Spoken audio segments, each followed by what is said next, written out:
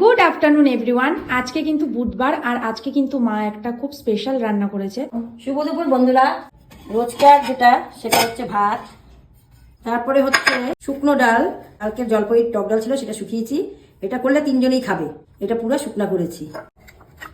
তারপরে হচ্ছে কচুরলতি, পেঁয়াজ জিরা লঙ্কা গুঁড়া দিয়ে কচুরলতি করেছি পেঁয়াজ রসুন দিয়ে।